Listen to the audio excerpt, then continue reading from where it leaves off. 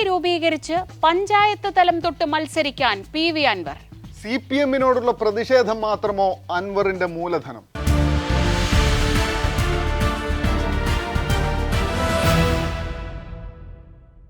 CPM-നെതിരെ പരസ്യമായി രംഗത്തിറങ്ങിയ അന്നു മുതൽ PV അൻവറിന്റെ പോക്ക് ഇനി എങ്ങോട്ട് എന്നതായിരുന്നു രാഷ്ട്രീയ കേരളം ഉറ്റുനോക്കിയത്. ഇന്ന് അതിനൊരു ഉത്തരം കിട്ടിയിരിക്കുന്നു. പുതിയൊരു രാഷ്ട്രീയ പാർട്ടി രൂപീകരിക്കാൻ ഒരുങ്ങുകയാണ് അദ്ദേഹം. പാർട്ടി രൂപീകരിച്ച് അടുത്ത തദ്ദേശ തെരഞ്ഞെടുപ്പിൽ തന്നെ ആ പാർട്ടിയുടെ അംഗങ്ങൾ തെരഞ്ഞെടുപ്പിൽ മത്സരിച്ച് മുന്നോട്ട് വരും എന്നതാണ് ഇന്നിപ്പോൾ PV അൻവർ വ്യക്തമാക്കിയിരിക്കുന്നത്. CPM-നെതിരെ ഒരു പരസ്യ പ്രതിഷേധം നടത്തി. അവിടെ എന്തായാലും അദ്ദേഹം തുടരില്ല എന്നത് ഉറപ്പായിരുന്നു. LDF-ൽ നിന്ന് അൻവറിനെ പുറത്താക്കി എന്ന് പ്രഖ്യാപിക്കുന്ന സാഹചര്യം വരെ ഉണ്ടായി. അപ്പോൾ എങ്ങനെയായിരിക്കും ഇനി നിയമസഭയിൽ അദ്ദേഹം തുടരുക എന്നതായിരുന്നു അടുത്ത സംശയം. എന്തായാലും PV അൻവർ ഒരു രാഷ്ട്രീയ പാർട്ടി രൂപീകരിക്കാനാണ് പോകുന്നത്. ജിഷ്ണു, നമ്മുടെയൊക്കെ സംശയം, ഇതിനു മുൻപ് ഇത്തരത്തിൽ പ്രതിഷേധമുണ്ടാക്കി പരിഭവിച്ച് ഇത്തരം വലിയ പാർട്ടികളിൽ നിന്ന് ഇറങ്ങിപ്പോയ ആളുകളുടെ ഭാവി പിന്നീട് എന്തായിരുന്നു എന്ന് കേരളം ഒരുപാട് തവണ കണ്ടിട്ടുണ്ട്. ഏറ്റവും ഒടുവിൽ നമുക്ക് ഏറ്റവും പ്രത്യക്ഷമായി അങ്ങനെ പറയാൻ പറ്റുന്ന ഒരു ഉദാഹരണം PC ജോർജിൻ്റെതാണ്. പലപ്പോഴും PV അൻവറിൻ്റെ പല ചെയ്തികളും PC ജോർജിൻ്റെതിന് സമാനമാണെന്ന രീതിയിൽ പലപ്പോഴും വിലയിരുത്തലുകൾ വന്നിരുന്നു. ഏതാണ്ട് ഉമ്മൻചാണ്ടി സർക്കാരിൻ്റെ അവസാന കാലത്ത് എങ്ങനെയാണോ PC ജോർജ് മുന്നണിക്ക് പുറത്തിരുന്ന് ആ പാർട്ടിയെയും മുന്നണിയെയും മുള്ളിന്മേൽ നിർത്തിയത്, അതുപോലെയായിരിക്കും ഒരു ഘട്ടത്തിൽ PV അൻവർ ഇവിടെ ചെയ്യാൻ പോകുന്നത് എന്ന തരത്തിലൊക്കെ വിലയിരുത്തലുകൾ ഉണ്ടായിരുന്നു. പക്ഷേയല്ല, ഏതാണ്ട് അതിന് സമാനമായ രീതിയിൽ PC ജോർജ് ജനപക്ഷം രൂപീകരിച്ചത് എങ്ങനെയാണോ അതുപോലെ ഒരു രാഷ്ട്രീയ പാർട്ടിയുമായി PV അൻവർ മുന്നോട്ട് വരുമ്പോൾ ശ്രദ്ധിക്കേണ്ട കാര്യം, നേരത്തെ ജിഷ്ണു തുടക്കത്തിൽ സൂചിപ്പിച്ചതുപോലെ CPM വിരോധമല്ലാതെ എന്തുണ്ട് ഒരു രാഷ്ട്രീയ പാർട്ടി തുടങ്ങാൻ PV അൻവറിന്റെ കയ്യിൽ മൂലധനം എന്നതാണ് പ്രധാന ചോദ്യം. അതായത് ഒരു പ്രശ്നാധിഷ്ഠിതമായ ഒരു രാഷ്ട്രീയ പാർട്ടി രൂപീകരിക്കപ്പെടുമ്പോൾ അതിന് ആയുസ്സുണ്ടാകുമോ എന്നതാണല്ലോ അടിസ്ഥാനപരമായ ചോദ്യം. അതായത് ഒരു പ്രശ്നത്തിൻ്റെ പുറത്താണ് ഈ രാഷ്ട്രീയ പാർട്ടി ഉണ്ടാകുന്നത്. അൻവർ ആരോപണങ്ങളുമായി രംഗത്തെത്തുന്ന സമയത്ത് തന്നെ എല്ലാവരിലും ഉണ്ടായിരുന്ന ഒരു അത്ഭുതം എന്ന് പറഞ്ഞാൽ, എന്താണ് ഇയാൾക്ക് ഈ ധൈര്യം നൽകുന്നത്? അതായത് CPM-നൊപ്പം ചേർന്ന് നിന്ന് CPM-ൻ്റെ പാർട്ടി ചിഹ്നത്തിൽ മത്സരിച്ച് MLA ആയി നിയമസഭയിൽ ഇരിക്കുന്ന ഒരാൾക്ക് ഇത്ര ശക്തമായി CPM-നെതിരെ സംസാരിക്കാനുള്ള ധൈര്യം എവിടെ നിന്നാണ് കിട്ടുന്നത്? അദ്ദേഹം എന്താണ് ഉദ്ദേശിക്കുന്നത് എന്നതായിരുന്നു ഏറ്റവും പ്രധാനപ്പെട്ട ചോദ്യം. ഇതിന് പിന്നിൽ CPM-ലെ തന്നെ ആളുകളാണോ അതോ പുറത്തു നിന്നുള്ള ഇടപെടലുകളാണോ? അൻവർ CPM-ന് പുറത്തേക്ക് പോവുകയാണോ? അൻവർ UDF-ൻ്റെ ഭാഗമാവാൻ പോവുകയാണോ എന്നൊക്കെയുള്ള ചർച്ചകൾ നിലനിൽക്കുന്നുണ്ടായിരുന്നു. എന്നാൽ അൻവർ കൃത്യമായി ഒറ്റയ്ക്ക് നിൽക്കാനുള്ള തീരുമാനമാണ് ഇന്ന് വരെ സ്വീകരിച്ചിരുന്നത്. ഒറ്റയ്ക്ക് നിൽക്കുക, ഒറ്റയ്ക്ക് പറയാനുള്ള എല്ലാ കാര്യങ്ങളും പറയുക, ചോദിക്കാനുള്ള എല്ലാ ചോദ്യങ്ങളും ചോദിക്കുക എന്നുള്ളതായിരുന്നു അൻവറിൻ്റെ ഒരു മോഡസ് ഓപ്പറാൻഡി എന്നുള്ളത് നമുക്ക് കഴിഞ്ഞ ദിവസങ്ങളിൽ നിന്ന് മനസ്സിലായി കഴിഞ്ഞതാണ്. എന്നാൽ ഞാൻ വ്യക്തിപരമായി അൻവർ ഒരു രാഷ്ട്രീയ പാർട്ടി പ്രഖ്യാപിക്കുമെന്ന് കരുതിയ ഒരു വ്യക്തിയല്ല. അതായത് അൻവർ രാഷ്ട്രീയ പാർട്ടി പ്രഖ്യാപിക്കില്ല, ഒറ്റയ്ക്ക് നിന്ന് ഒരൊറ്റയാൾ സമരമായി നിൽക്കുമായിരിക്കും. അതിനൊരു പക്ഷേ അൻവറിന് വലിയ സ്വീകാര്യതയും കേരളത്തിൽ ലഭിക്കുമെന്ന കാര്യത്തിൽ സംശയമൊന്നും നമുക്ക് കഴിഞ്ഞ ദിവസത്തെ ഈ പൊതുയോഗങ്ങളിൽ നിന്നും അതുപോലെയുള്ള എല്ലാ തരത്തിലുള്ള അൻവറിൻ്റെ ഇടപെടലുകളിൽ നിന്നും നമുക്ക് അറിയാവുന്നതാണ്. അൻവറിന് അതിനുള്ള പിന്തുണ ലഭിക്കും. എന്നാൽ നമ്മുടെ ഡെസ്കിലും മറ്റുമൊക്കെയുള്ള ആളുകളൊക്കെ ആയിട്ട് സംസാരിക്കുന്ന സമയത്ത് എന്താണ് ഇനി അൻവറിന് സംഭവിക്കുക എന്ന് പറയുമ്പോൾ പ്രത്യേകിച്ചൊന്നുമില്ല, PC ജോർജിന് എന്ത് സംഭവിച്ചോ അത് തന്നെ സംഭവിക്കും എന്നാണ് ആളുകൾ പറഞ്ഞുകൊണ്ടിരുന്നത്. അന്നും ഞാൻ പ്രതീക്ഷ കൈവിട്ടില്ല. അതായത് അങ്ങനെ ആയിരിക്കില്ല, ഇദ്ദേഹം ഒരു സ്വന്തമായൊരു പാർട്ടി പ്രഖ്യാപിക്കില്ലായിരിക്കും എന്നുള്ളൊരു ധൈര്യം ഉണ്ടായിരുന്നു. അതിനുള്ള വിവേകം അൻവർ കാണിക്കുമെന്ന ഒരു ധൈര്യമൊക്കെ ഉണ്ടായിരുന്നു. പക്ഷേ അൻവർ സ്വന്തം പാർട്ടി പ്രഖ്യാപിക്കുന്ന സാഹചര്യത്തിലേക്കാണ് കാര്യങ്ങൾ എത്തുന്നത്. അപ്പോൾ ഇതിൻ്റെ ഒരു പ്രശ്നം എന്താണെന്ന് വെച്ചാൽ, നമ്മളൊരു സംഭവത്തെ അടിസ്ഥാനപ്പെടുത്തി നമ്മളൊരു രാഷ്ട്രീയ പാർട്ടി രൂപീകരിക്കുന്നു. നിങ്ങൾക്ക് കൃത്യമായ ഒരു എന്താ പറയുക, അണികളുടെ ഒരു ബേസ് ഒന്നും നിലവിലില്ല. അൻവർ ഒരു ഇടതുപക്ഷക്കാരനല്ല. അതുകൊണ്ട് തന്നെ നിങ്ങൾക്ക് ഇടതുപക്ഷത്തിൽ നിന്ന് ആളുകളെ എന്താ പറയുക വലിച്ചു കൊണ്ടുവരാൻ സാധിക്കുമെന്നുള്ള ആത്മവിശ്വാസമൊക്കെ അസ്ഥാനത്താണ്. അത് സാധിക്കില്ല. അത് ഒരു പ്രശ്നാധിഷ്ഠിതമായ ആളുകൾ കൂടെ നിൽക്കുമെങ്കിലും, കുറച്ച് കാലമെങ്കിലും കൂടെ നിൽക്കുമെങ്കിലും, ഒരു പക്ഷേ അടുത്ത ഈ പറഞ്ഞ പോലെ പഞ്ചായത്ത് തെരഞ്ഞെടുപ്പിലൊക്കെ ആളുകൾ ചിലപ്പോൾ കൂടെ നിന്നേക്കാം. കാരണം അടുത്ത വർഷം പഞ്ചായത്ത് തെരഞ്ഞെടുപ്പ് നടക്കാനുണ്ട്. അതൊക്കെ ചിലപ്പോൾ സംഭവിച്ചേക്കാം. എന്നാൽ പോലും ഒരു ലോങ് ടേമിലേക്ക് ആളുകളെ പുറത്തേക്ക് കൊണ്ടുവരിക എന്ന് പറയുന്നത് ചെറിയ കാര്യമല്ല. പ്രത്യേകിച്ച് കേരളം പോലെ കൃത്യമായ ഡിമാർക്കേഷൻ, രാഷ്ട്രീയത്തിൻ്റെ പേരിലുള്ള കൃത്യമായ ഡിമാർക്കേഷൻ നിലനിൽക്കുന്ന ഒരു പ്രത്യേക രാഷ്ട്രീയ ഭൂമികയിൽ ഇത് സാധ്യമാക്കുക എന്ന് പറയുന്നത് വലിയ ബുദ്ധിമുട്ടുള്ള കാര്യമാണ്. അതിന് നമുക്ക് ഏറ്റവും കൃത്യമായി പറയാവുന്ന ഒരു ഉദാഹരണം ആം ആദ്മി പാർട്ടിയാണ് അല്ലെ. ഡൽഹിയിൽ ആം ആദ്മി പാർട്ടി ഉദയം കൊണ്ടത് രാജ്യത്തെ അഴിമതിക്കെതിരെയാണ്, ഭരണത്തിലെ പ്രശ്നങ്ങൾക്കെതിരെയാണ്. അങ്ങനെ ഒരു പക്ഷേ രാജ്യത്തെ മുഴുവൻ ബാധിക്കുന്ന വലിയൊരു നിലപാട് ഉയർത്തി കാണിച്ച ആം ആദ്മി പാർട്ടി രംഗത്ത് വന്നു. രാജ്യം ഒട്ടുക്ക് ആം ആദ്മി പാർട്ടിയോട് അനുഭാവം പ്രകടിപ്പിച്ചുകൊണ്ട് എത്രയോ പേർ രംഗത്തെത്തി. പക്ഷേ നമ്മൾ ആം ആദ്മി പാർട്ടി ഡൽഹിയിൽ ഭരിക്കുന്നുണ്ട്, പഞ്ചാബിൽ ഭരിക്കുന്നുണ്ട്, അവർക്ക് ഹരിയാനയിൽ സ്വാധീനമുണ്ട്, ഗോവയിൽ സ്വാധീനമുണ്ട്. അതൊക്കെയാണെങ്കിലും കേരളത്തിൽ നമുക്കറിയാവുന്ന എത്രയോ പേർ ആം ആദ്മി പാർട്ടിക്ക് വേണ്ടി രംഗത്തെത്തി. പക്ഷേ എവിടെയാണ് ആം ആദ്മി പാർട്ടി? 1. 2, 2020 ഇതിന് സമാനമായ രീതിയിൽ ഒരു കൂട്ടായ്മ വരുന്നു.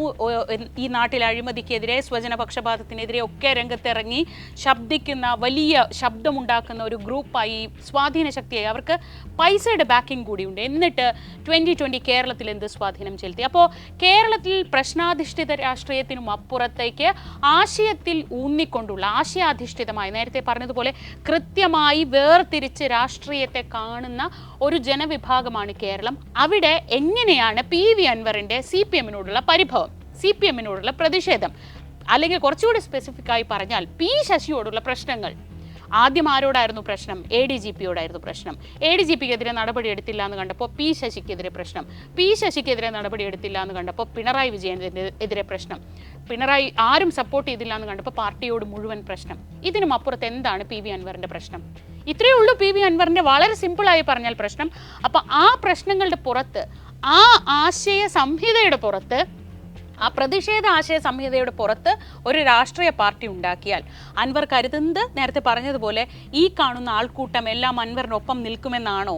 അൻവർ ഇന്ന് പ്രഖ്യാപിച്ചത് കേരളത്തിലെ മുഴുവൻ പഞ്ചായത്തുകളിലും മത്സരിക്കും, യുവാക്കളുടെ പിന്തുണ ലഭിക്കും, പരിപൂർണ മതേതര സ്വഭാവമുള്ള പാർട്ടിയായിരിക്കും രൂപീകരിക്കുക എന്നൊക്കെയാണ്.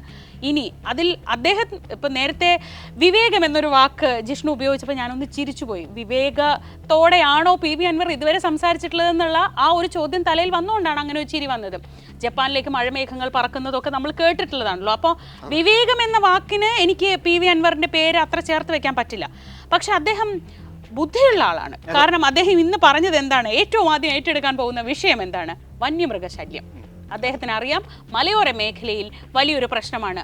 മലയോരത്തെ ജനതയ്ക്ക് LDF-നോടും പ്രശ്നമുണ്ട്, CPM-നോടും പ്രശ്നമുണ്ട്, UDF-നോടും പ്രശ്നമുണ്ട്, കോൺഗ്രസിനോടും പ്രശ്നമുണ്ട്, കേരള കോൺഗ്രസിനോടും പ്രശ്നമുണ്ട്, എല്ലാവരോടും പ്രശ്നമുണ്ട്, BJP-യോടും പ്രശ്നമുണ്ട്. അപ്പോൾ അങ്ങനെയാണെങ്കിൽ അവരെ കുറച്ച് പേരെ കിട്ടും എന്ന് കരുതിയാകണം അദ്ദേഹം വന്യമൃഗശല്യം എന്ന വിഷയം ഏറ്റെടുക്കുമെന്ന് പ്രഖ്യാപിക്കുന്നത്. പക്ഷെ അതുകൊണ്ടൊക്കെ എത്ര ദൂരം മുന്നോട്ട് പോകാൻ പറ്റും ജിഷ്ണു? ഈ വന്യമൃഗശല്യത്തെക്കുറിച്ചുള്ള കാര്യം അദ്ദേഹം നിലമ്പൂരിൽ നടത്തിയ പൊതുയോഗത്തിൽ വളരെ വിശദമായി പറയുന്നുണ്ട്. അതായത് അത് ഈ പറഞ്ഞതുപോലെ മലയോര മേഖലയിൽ ഒരു പ്രത്യേക ലോക്കൽ ഏരിയയിലുള്ള ആളുകളെ വലിയ രീതിയിൽ സ്വാധീനിക്കാൻ സാധിക്കും എന്നുള്ള കാര്യത്തിൽ സംശയമൊന്നുമില്ല. അതായത് ഇപ്പോൾ നിലമ്പൂരിലും മറ്റുമൊക്കെ ഈ കാട്ടാനകൾ ഇറങ്ങുന്നതൊക്കെ ബന്ധപ്പെട്ട വലിയ പ്രശ്നങ്ങളുണ്ട്. അതിൽ പലപ്പോഴും ആളുകൾ ഇത് ശല്യം സഹിക്ക വയ്യാതെ ഫോറസ്റ്റിന് തങ്ങളുടെ ഭൂമി വിറ്റ് അവിടെ നിന്ന് പോകുന്ന സാഹചര്യം ഉണ്ടാകുന്നുണ്ട്. അതായത് ഫോറസ്റ്റ് 15 ലക്ഷം രൂപയാണ് തിരിച്ചു കൊടുക്കുന്നത്. ആ 15 ലക്ഷം രൂപയെങ്കിൽ അത് വാങ്ങിച്ച് ഇവിടുന്ന് പോകാം എന്നുള്ള തരത്തിൽ തങ്ങളുടെ സ്ഥലം കൊടുത്ത് പോകുന്ന ആളുകൾ ഒരുപാട് പേരുണ്ടെന്നും, അപ്പോൾ ഈ 15 ലക്ഷം കൊടുത്ത് റോഡ് സൈഡിലുള്ള കാടിനോട് ചേർന്ന് കിടക്കുന്ന ഈ ഭൂമി വിറ്റ് പോകുമ്പോൾ കാട് അവിടെ നിൽക്കുമെന്നാണ് നിങ്ങൾ കരുതുന്നത്? ആ 15 ലക്ഷം കൊടുത്ത് വാങ്ങിയ സ്ഥലത്തേക്ക് കൂടി കാട് ഇറങ്ങി വരും. അങ്ങനെ നിങ്ങൾ കൊടുത്തു പോയി അവസാനം നിലമ്പൂർ അങ്ങാടിയിൽ കാടെത്തും എന്നാണ് അൻവർ പറയുന്നത്. അത് ഒരു പക്ഷേ അവിടുത്തെ സാധാരണക്കാരായ മനുഷ്യരെ വളരെയധികം റിലേറ്റ് ചെയ്യുന്ന, കണക്ട് ചെയ്യുന്ന സാധനമായിരിക്കും. പക്ഷെ അത് വെച്ചുകൊണ്ട് 2025 കേരളത്തിലെ നിലമ്പൂരിൽ വരാം, വയനാട്ടിൽ വരാം, അല്ലെങ്കിൽ മലപ്പുറത്തിന്റെ മറ്റ് ചില ഭാഗങ്ങളിലേക്ക് വരാം, നമുക്ക് അങ്ങനെ തൃശ്ശൂരിൽ വരാം, ഇപ്പുറത്ത് ആ രീതിയിൽ ഒരു സ്ട്രെച്ചിൽ ഇതൊക്കെ വരാം. പക്ഷേ അങ്ങനെ ആ പരിഭവമുള്ള ആളുകളെ കൊണ്ട് അൻവറിന് ഒരു രാഷ്ട്രീയ പാർട്ടി നടത്തിക്കൊണ്ട് പോകാൻ പറ്റുമോ? ഒരു രാഷ്ട്രീയ പാർട്ടി ഉണ്ടാക്കാനും മാത്രമുള്ള കാരണമല്ല, അതിൽ സംശയമില്ല. അതിലിപ്പോൾ മറ്റൊരു പ്രധാനപ്പെട്ട കാര്യം എന്താണെന്ന് പറയും, ഇപ്പോൾ RMP-യുമായിട്ട് ഇതിനെ താരതമ്യം ചെയ്യുന്ന രീതിയിലൊക്കെ ആളുകൾ സംസാരിച്ച് ഞാൻ കേട്ടു. അതായത് RMP രൂപീകരിക്കപ്പെട്ടത് എങ്ങനെയാണ്? ഈ CPM-നകത്ത് തന്നെയുള്ള ഇത്തരം ചർച്ചകൾ, ചോറോട് അതുപോലെ ഒഞ്ചിയം മേഖലകളിലുള്ള തർക്കങ്ങളുടെയൊക്കെ പേരിൽ അവിടെ പുതിയൊരു രാഷ്ട്രീയ പാർട്ടി TP ചന്ദ്രശേഖരൻ്റെ നേതൃത്വത്തിൽ റവല്യൂഷണറി മാർക്സിസ്റ്റ് പാർട്ടി രൂപീകരിക്കപ്പെടുന്നു. അതിൻ്റെ പ്രവർത്തനങ്ങൾ അത് പിന്നീട് ഇപ്പോൾ ചോറോട് പഞ്ചായത്തും കുഞ്ചിയം പഞ്ചായത്ത് ഉൾപ്പെടെയുള്ള സ്ഥലങ്ങളിലൊക്കെ അവർ ഭരണം പിടിക്കുന്ന സാഹചര്യം ഉണ്ടാകുന്നു. വടകരയുടെ MLA ആയി KK രമ വരുന്ന സാഹചര്യം ഉണ്ടാകുന്നു. ഈ തരത്തിൽ ആ രാഷ്ട്രീയ പാർട്ടിയുമായി താരതമ്യം ചെയ്യാൻ സാധിക്കുമോ അൻവറിൻ്റെ ഈ മൂവ്മെന്റ് എന്നുള്ള ചോദ്യമുണ്ട്. അതിന്റെ ഏറ്റവും ബേസിക് ആയ ഉത്തരം ഒരു തരത്തിലും താരതമ്യം ചെയ്യാൻ സാധിക്കില്ല എന്നുള്ളത് കാരണമേ ഉള്ളൂ. അതിന് TP അല്ല അൻവർ അല്ല. അതിന്റെ അടിസ്ഥാനപരമായ കാര്യം എന്ന് വെച്ചാൽ TP പാർട്ടിയോട് പോരടിക്കുന്നത് എന്ന് പറഞ്ഞാൽ പാർട്ടിക്കുള്ളിൽ നിന്ന് പുറത്തേക്ക് വന്നുകൊണ്ടാണ്. ഇദ്ദേഹം പാർട്ടിക്കുള്ളിൽ കയറിയിട്ടില്ല ഇതുവരെ. ഇദ്ദേഹം CPM കാരനല്ല, ഇദ്ദേഹം ഇടതുപക്ഷക്കാരനല്ല, ഇദ്ദേഹം ഒരു സഹയാത്രികൻ മാത്രമാണ്. എനിക്ക് തോന്നുന്നു ഒരു അസ്തിത്വ പ്രശ്നം നേരിടുന്ന ആളാണ് എന്നും അൻവർ. അതായത് ഇപ്പൊ ആലോചിച്ച് നോക്കൂ, എന്നോടൊപ്പം നിന്ന സഖാക്കൾ എനിക്കൊപ്പം വരും എന്നുള്ള പ്രതീക്ഷയൊക്കെ അൻവർ വയ്ക്കുന്നുണ്ട്. പക്ഷെ അത് സാധിക്കില്ല. അതായത് ബേസിക് ആയ ഒരു CPM കാരൻ ചിന്തിക്കുന്നത് എന്തായിരിക്കും? അൻവർ ഒരു പുതിയ രാഷ്ട്രീയ പാർട്ടി ഉണ്ടാക്കുന്നു. അയാൾക്ക് ഒരു പക്ഷേ ഇപ്പോൾ CPM മുന്നോട്ട് പോകുന്ന പല രീതികളുമായി അഭിപ്രായ വ്യത്യാസവും അസ്വാരസ്യവും ഒക്കെ ഉണ്ടായിരിക്കാം എന്ന് കരുതി അൻവറുമായി ചേരുന്ന പോയിന്റ് എന്ന് പറയുന്നത് ആത്യന്തികമായി അൻവർ ഇടതുപക്ഷമല്ല എന്നൊരു തോന്നൽ സാധാരണ പ്രവർത്തകന്റെ ഉള്ളിലും വരും. അവിടെ നേരത്തെ അൻവർ പോലും പലപ്പോഴും കളിയാക്കി തന്നെ സംസാരിച്ചിട്ടുള്ള ആ പാർട്ടി ലൈൻ എന്ന് പറയുന്നൊരു രീതി ഉണ്ടല്ലോ. ആ പാർട്ടി ലൈനിലൂടെ വന്ന ആളുകൾ ഒരു ഫ്രിഞ്ച് ഗ്രൂപ്പായി മാറുന്നതും അതല്ലാത്ത ഒരാളുകൾ പുറത്തു നിന്ന് ഇതിനെക്കുറിച്ച് സംസാരിക്കുന്ന തമ്മിൽ വലിയ വ്യത്യാസമുണ്ട്. ഇപ്പോൾ KK രമ CPM-നെതിരെ അതിശക്തമായി സംസാരിക്കുന്ന ഒരു നേതാവാണ് കേരളത്തിൽ. പക്ഷേ KK രമ മുമ്പ് SFIയുടെ സംസ്ഥാന നേതൃത്വത്തിൽ വരെ ഉണ്ടായിരുന്ന അതിശക്തമായി പാർട്ടിക്ക് വേണ്ടി പ്രവർത്തിച്ചിരുന്ന ഒരു നേതാവായിരുന്നു. എനിക്ക് എപ്പോഴും തോന്നിയിട്ടുള്ളത് രമ ഇപ്പോഴും ഒരു നല്ല കമ്മ്യൂണിസ്റ്റ് ആണ്. പക്ഷെ അവർ CPM-നൊപ്പം അല്ല. അതായത് ഇവരെന്ത് പറഞ്ഞാലും ഇവരിൽ നമ്മുടെ ഒരു അംശമുണ്ട്, ഇവർ സഖാവാണ് എന്നൊരു തോന്നലുണ്ടല്ലോ. ആ തോന്നൽ ഒരു പക്ഷേ അൻവറിനോട് തോന്നാൻ സാധ്യതയില്ല എന്നുള്ളത് വളരെ പ്രധാനപ്പെട്ട ഒരു കാര്യമാണ്. മറ്റൊരു കാര്യം കൂടി, അതായത് നേരത്തെ നമ്മൾ ഈ വിവേകത്തെക്കുറിച്ചൊക്കെ പറയുന്ന സമയത്ത് PC ജോർജിനോളം ഈ എടുത്തുചാട്ടം PV അൻവർ കാണിക്കുമെന്ന് ഞാൻ ഒരിക്കലും കരുതിയില്ല. PC ജോർജ് അവസാനം എവിടെ എത്തിയെന്ന് നമുക്കറിയാമേ. അതായത് അവസാനം BJP-യിൽ എത്തുകയായിരുന്നു അദ്ദേഹം. പക്ഷേ അൻവർ ഏറ്റവും അടിസ്ഥാനപരമായി ചിന്തിക്കേണ്ടിയിരുന്നത് അൻവർ മുമ്പുണ്ടായിരുന്ന ഒരു രാഷ്ട്രീയ പാർട്ടിയെ കുറിച്ചാണ്. DIC-യുടെ ഭാഗമായിരുന്നു അൻവർ. DIC-യുടെ ഭാഗം 2005 രൂപീകരിക്കപ്പെട്ട ഡെമോക്രാറ്റിക് ഇന്ദിരാ കോൺഗ്രസ് എന്ന് പറയുന്ന K മുരളീധരൻ പ്രസിഡന്റായിരുന്ന ആ സംഘടനയുടെ ഭാഗമായിരുന്നു. ആ സംഘടനയ്ക്ക് എന്ത് സംഭവിച്ചു? അൻവർ മുൻപ് പ്രവർത്തിച്ചിരുന്ന ഇത്തരത്തിലൊരു ഫ്രാക്ഷൻ ഗ്രൂപ്പായ കോൺഗ്രസിൽ നിന്ന് മാറിപ്പോയ കരുണാകരന്റെ നേതൃത്വത്തിൽ രൂപീകരിക്കപ്പെട്ട ആ പാർട്ടിക്ക് പിന്നീട് എന്ത് സംഭവിച്ചു? ആരുടെ നേതൃത്വത്തിലുള്ള പാർട്ടി? അതെ, കരുണാകരൻ പിന്നീട് എന്ത് ചെയ്തു? K മുരളീധരൻ എവിടെ പോയി? ഇതൊക്കെ ചോദ്യമാണ്. അതായത് അവര് ആർക്കൊക്കെ ഒപ്പം പോയി എന്നുള്ള ചോദ്യമുണ്ട്. അതായത് 2006 നിയമസഭാ തെരഞ്ഞെടുപ്പിൽ അവർ AIADMKയുടെ കൂടെ പോലും അവർ സഖ്യം ഉണ്ടാക്കുന്നുണ്ട്. അതിനുശേഷം അവർ NCP ശരത് പവാറിന്റെ നേതൃത്വത്തിലുള്ള NCP-യുമായി അതിലേക്ക് ലയിക്കുകയാണ് ചെയ്യുന്നത് പിന്നീട്. എന്നിട്ട് K മുരളീധരൻ ഉൾപ്പെടെയുള്ള ആളുകൾ ഇന്ത്യൻ നാഷണൽ കോൺഗ്രസിലേക്ക് മടങ്ങി വരുന്നു. ഇതൊക്കെ സംഭവിച്ചു കഴിഞ്ഞ് ഇതൊക്കെ കൺമുന്നിൽ കണ്ട അൻവർ എങ്ങനെ ധൈര്യത്തിൽ ഒരു രാഷ്ട്രീയ പാർട്ടി രൂപീകരിക്കാൻ പോവുകയാണ് ഞാൻ എന്ന് എനിക്ക് തോന്നുന്നത് അൻവർ ഇപ്പോൾ ഇങ്ങനെ ഒരു തീരുമാനത്തിലേക്ക് എത്തിയത് ഒരു പക്ഷേ അൻവർ ഈ പ്രതിഷേധമൊക്കെ തുടങ്ങുമ്പോൾ അൻവറിന്റെ മനസ്സിൽ എനിക്ക് തോന്നുന്ന പോലെ ജിഷ്ണുവിന്റെ ആത്മവിശ്വാസം പോലെ ജിഷ്ണു മനസ്സിലാക്കിയ അൻവറിനെ പോലെ അൻവർ ഒരു രാഷ്ട്രീയ പാർട്ടി രൂപീകരിക്കാനൊന്നും ആലോചിച്ചിട്ടുണ്ടായിരിക്കില്ല എന്നാണ് എനിക്ക് തോന്നുന്നത്. പക്ഷെ പോകെ ഈ സപ്പോർട്ടൊക്കെ കിട്ടിയപ്പോൾ അദ്ദേഹത്തിന് ഒരു ഹരം കൊണ്ടു എന്നാണ് ഞാൻ മനസ്സിലാക്കുന്നത്. ഇപ്പോൾ കഴിഞ്ഞ പൊതുയോഗങ്ങളിലെ തിരക്കൊക്കെ കണ്ട് അദ്ദേഹം ധരിച്ചു വശായിരിക്കും. അതെ, ആൾക്കൂട്ടം ആവേശം കൊള്ളിച്ചപ്പോൾ അദ്ദേഹം ധരിച്ചു വശായിരിക്കുന്നത് ഈ ആൾക്കൂട്ടം മുഴുവൻ അൻവറിനുള്ള സപ്പോർട്ടാണ് എന്നതാണ്.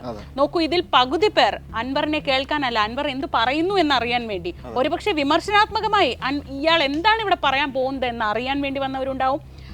പ്രതിഷേധിച്ച് ഈ പറഞ്ഞതുപോലെ അവരുടേതായ കാരണങ്ങൾ കൊണ്ട് പ്രതിഷേധവുമായി പാർട്ടിക്ക് പുറത്തിറങ്ങിയവരും ഒക്കെ ഉണ്ടാവും. ഇതൊന്നുമല്ലാതെ ഇതെന്താണ് ഇവിടെ നടക്കുന്നതെന്ന് അറിയാൻ വന്നവരുണ്ട്.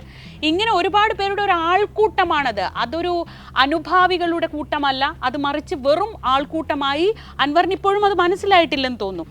അൻവർ അന്ന് പറഞ്ഞത് ഓർമ്മയില്ലേ, ഞാനൊന്ന് ഫോൺ വിളിച്ചാൽ നിലമ്പൂരിലെ LDF പഞ്ചായത്തുകൾ അടക്കം വീഴുമെന്നാണ് പറയുന്നത്. ചിലപ്പോൾ ഫോൺ വിളിച്ച് എന്തെങ്കിലും പറഞ്ഞാൽ പഞ്ചായത്തൊക്കെ വീഴും. അതിന് നമ്മൾ പല ഉദാഹരണങ്ങൾ കണ്ടിട്ട് ആ ഫോൺ വിളിയിൽ എന്താണ് പറയുന്നത് എന്നനുസരിച്ചായിരിക്കും പലപ്പോഴും ഇരിക്കുന്നത്. പക്ഷെ അപ്പോഴും നമ്മൾ മനസ്സിലാക്കേണ്ടത് ഇതൊന്നും ദീർഘകാല പദ്ധതികളല്ല.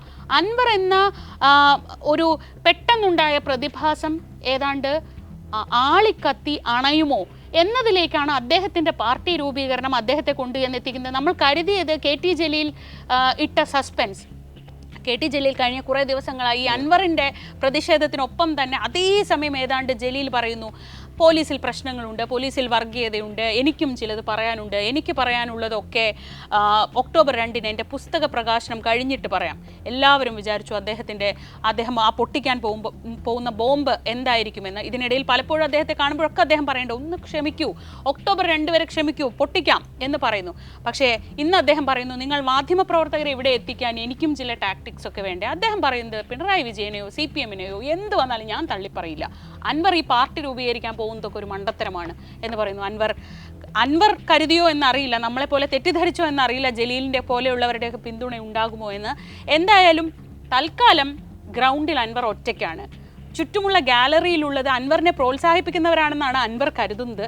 പക്ഷേ അത് എന്താണ് അൻവർ കാണിക്കുന്നത് എന്ന് അറിയാൻ വന്ന ആൾക്കൂട്ടമായിട്ടാണ് ഞാൻ മനസ്സിലാക്കുന്നത്. അതോടൊപ്പം എനിക്ക് ചേർക്കാനുള്ള ഒരു കാര്യം എന്താണെന്ന് വെച്ചാൽ, ഇപ്പോൾ മലപ്പുറത്തിൻ്റെ കാര്യം പറഞ്ഞല്ലോ, ഇപ്പോൾ ഒരു ഫോൺ കോളിൽ ചിലപ്പോൾ ഒരു പഞ്ചായത്തിന് ഞാൻ വീഴ്ത്തും എന്ന ധൈര്യമൊക്കെ അൻവറിനുണ്ടാകുന്ന ഒരു പോയിന്റ് ഉണ്ട്. ഒരു പക്ഷേ മലപ്പുറത്തിൻ്റെ രാഷ്ട്രീയത്തൊക്കെ അദ്ദേഹത്തിന് സ്വാധീനിക്കാനൊക്കെ സാധിക്കും കേട്ടോ. അതായത് ഇപ്പോൾ പ്രത്യേകിച്ച് CPM-ന്റെ മലപ്പുറത്ത് ഇനി വരാനിരിക്കുന്ന തെരഞ്ഞെടുപ്പുകളിലെ പെർഫോമൻസിനൊക്കെ ബാധിക്കുന്ന തരത്തിൽ ഇടപെടാൻ സാധിക്കുന്ന ഒരാൾ തന്നെയാണ് PV അൻവർ എന്ന കാര്യത്തിൽ സംശയമൊന്നുമില്ല. പക്ഷേ ഇതിൻ്റെ പ്രശ്നം എവിടെ കിടക്കുന്നതെന്ന് വെച്ചാൽ, രാഷ്ട്രീയ പാർട്ടി രൂപീകരിക്കാൻ തീരുമാനിച്ചതോടെ അൻവർ ഉയർത്തിയ ചോദ്യങ്ങളില്ലാതായോ എന്നതാണ് ചോദ്യം. അതായത് രാഷ്ട്രീയ പാർട്ടി രൂപീകരിക്കുന്നു എന്ന് എടുത്ത് അത് അൻവറിൻ്റെ ചുറ്റുവട്ടത്തേക്ക്, ആ ജില്ലയിലേക്ക് കാര്യങ്ങൾ ഒതുങ്ങുന്ന സാഹചര്യമാണ് ഉണ്ടാകുന്നത്. ഇനി രാഷ്ട്രീയ പാർട്ടി രൂപീകരിക്കപ്പെട്ടില്ലായിരുന്നു എന്ന് വിചാരിക്കാം, രൂപീകരിക്കാനുള്ള തീരുമാനം എടുത്തില്ലായിരുന്നു എന്ന് വിചാരിക്കാം. അദ്ദേഹം സ്വയം, അതായത് അദ്ദേഹം നിന്നിരുന്ന പൊസിഷൻ എന്തായിരുന്നു, നമ്മൾ മുമ്പത്തെ ചർച്ചകളിലും പറഞ്ഞതാണ്. അതായത് സൈബർ സ്പേസിലും അല്ലാത്തിടത്തും എല്ലാം ഈ CPM-ന്റെ അണികളിൽ നിന്നും നേതാക്കളിൽ നിന്നും വലിയ വാഴ്ത്തുപാട്ടുകൾ കേട്ടുകൊണ്ടിരുന്ന ഒരാളാണ് PV അൻവർ. വലിയ രീതിയിൽ സപ്പോർട്ട് ലഭിച്ചിരുന്ന ഒരാളായിരുന്നു PV അൻവർ. ആ എല്ലാ താരപരിവേഷങ്ങളും വേണ്ടെന്ന് വെച്ച് അയാൾ ഇറങ്ങി വന്ന് ഒരു പ്രധാനപ്പെട്ട പ്രശ്നം മുന്നോട്ട് വയ്ക്കുന്നു. CPM RSS ബാന്ധവം കേരളത്തിൽ നിലനിൽക്കുന്നു എന്ന ഒരു വാദം മുന്നോട്ട് വയ്ക്കുന്നു. അതിനോടൊപ്പം കേരളത്തിലെ പോലീസ് എത്ര ശക്തമായി സംഘപരിവാർവൽക്കരിക്കപ്പെടുന്നു എന്നുള്ള തരത്തിലുള്ള കാര്യങ്ങളൊക്കെ മുന്നോട്ട് വയ്ക്കുന്നു. സ്വർണ്ണക്കടത്ത് പോലെ വളരെ ഗുരുതരമായ ഇഷ്യൂ ഉന്നയിക്കുന്നു. ഈ പറഞ്ഞ ഗുരുതരമായ ഒരുപാട് പ്രശ്നങ്ങൾ മുന്നോട്ട് വയ്ക്കുന്നു. പോലീസിന്റെ തലപ്പത്തുള്ള ഈ പൊളിറ്റിക്കൽ ലീഡർഷിപ്പിന്റെ ഇടപെടലുകൾ എങ്ങനെയാണെന്നും എങ്ങനെയാണ് ഈ അൺഹോളി നെക്സസ് മറ്റ് രാഷ്ട്രീയ പാർട്ടികളുമായി CPM-ഉം മറ്റ് രാഷ്ട്രീയ പാർട്ടികളും എല്ലാം ചേർന്നുള്ള ഈ അൺഹോളി നെക്സസ് എങ്ങനെ പ്രവർത്തിക്കുന്നു, ഇതൊക്കെ അതൊരു പ്രധാനപ്പെട്ട ചോദ്യങ്ങളായിരുന്നു. അൻവർ പാർട്ടി പ്രഖ്യാപിക്കുന്നതോടുകൂടി ഈ ചോദ്യങ്ങളാണ് ഇല്ലാതാകുന്നത്. അത് ആർക്കാണ് ഗുണം ചെയ്യുന്നത്? CPM-നെ സംബന്ധിച്ചിടത്തോളം ഇന്നത്തെ രാത്രി CPM-ലെ എല്ലാ പ്രവർത്തകരും നേതാക്കളും സമാധാനമായി ഉറങ്ങും. കാരണം ഇതോടുകൂടി സമാധാനമായി അദ്ദേഹം പുതിയൊരു രാഷ്ട്രീയ പാർട്ടി പ്രഖ്യാപിക്കുകയാണ്. ഇനി രാഷ്ട്രീയ പാർട്ടിയാണല്ലോ, പാർട്ടിയെ ഞങ്ങൾ രാഷ്ട്രീയമായി തന്നെ നേരിട്ടോളാം, ആ ചോദ്യമൊക്കെ അവിടെ നിൽക്കട്ടെ എന്ന തീരുമാനത്തിലേക്ക്, എന്ന അഭിപ്രായത്തിലേക്ക് ഇവർക്ക് മാറാൻ സാധിക്കും. ഇനി MV ഗോവിന്ദൻ മാഷെല്ലാം വളരെ ഈസി ആയിട്ട് പത്രസമ്മേളനങ്ങളിലൂടെ അൻവറിനെ നേരിടുമെന്ന കാര്യത്തിൽ യാതൊരു സംശയവുമില്ല. പലപ്പോഴും ഈ ചർച്ചയുടെ പല ഘട്ടങ്ങളിൽ PV അൻവറിനെ പറ്റി ചർച്ച ചെയ്യാൻ തുടങ്ങിയപ്പോൾ മുതൽ നമ്മൾ ഉന്നയിച്ചിരുന്ന ഒരു ചോദ്യമായിരുന്നു, അൻവറിന്റെ ചോദ്യങ്ങളെ എങ്ങനെ നേരിടും മുഖ്യമന്ത്രി, അല്ലെങ്കിൽ അൻവറിന്റെ ചോദ്യങ്ങളെ CPM എങ്ങനെ നേരിടും? ഇനിയിപ്പോൾ അതിൽ വലിയ ബുദ്ധിമുട്ടൊന്നും ഉണ്ടാവില്ല തോന്നുന്നു. അതെ, ഒറ്റ കാര്യം കൂടി, അതായത് അൻവർ പറയുന്നു എനിക്ക് യുവാക്കളുടെ പിന്തുണ ലഭിക്കുമായിരിക്കുന്നു. അൻവർ തന്നെ ഈ യുവാക്കളെ കുറിച്ച് പറഞ്ഞെന്താന്ന് ഓർമ്മയില്ലേ? അതായത് കുഴിമന്തി കഴിച്ച് കിടന്നുറങ്ങിക്കൊണ്ടിരിക്കുന്ന ഈ യുവാക്കളോടാണ് ഞാൻ സംസാരിക്കാൻ പോകുന്നത്. എല്ലാം കഴിച്ചു തീർന്നിട്ട് അവസാനം ഇവരിപ്പോൾ ഐസ്ക്രീം പൊരിച്ചാണ് കഴിക്കുന്നത് എന്നാണ് അൻവർ പറയുന്നത്. ഈ പൊരിച്ച ഐസ്ക്രീം കഴിക്കുന്ന, ഈ കുഴിമന്തി കഴിച്ച് ഉറക്കത്തിലായ ഈ യുവാക്കളോട് സംസാരിക്കാനാണ് നിങ്ങൾ പോകുന്നതെങ്കിൽ, ഇന്ന് കേരളത്തിലെ പ്രധാനപ്പെട്ട എല്ലാ രാഷ്ട്രീയ പാർട്ടികളും യുവാക്കളെ രാഷ്ട്രീയവൽക്കരിക്കുന്നതിൽ വലിയ രീതിയിൽ ശ്രമിച്ചുകൊണ്ടിരിക്കുകയും അതിന് പുതിയ മാർഗ്ഗങ്ങൾ സ്വീകരിച്ചുകൊണ്ടിരിക്കുകയും ചെയ്യുന്ന സമയത്താണ് വളരെ ഈസിയായി അദ്ദേഹം പറയുന്നു യുവാക്കളുടെ പിന്തുണ എനിക്കുണ്ടാവും എന്ന്. പക്ഷേ അൻവർ വിചാരിക്കുന്ന അത്ര എളുപ്പമാണോ കാര്യങ്ങൾ എന്നുള്ളത് വളരെ പ്രധാനപ്പെട്ട കാര്യമാണ്. അൻവറിൻ്റെ പോരാട്ടങ്ങളും അൻവർ ഉയർത്തിയ ചോദ്യങ്ങളും ഇതിനോടകം അണഞ്ഞു പോവുകയാണോ, ഈ പ്രഖ്യാപനത്തോടെ അത് നനഞ്ഞ പടക്കമായി മാറുകയാണോ എന്നതാണ് ചോദ്യം.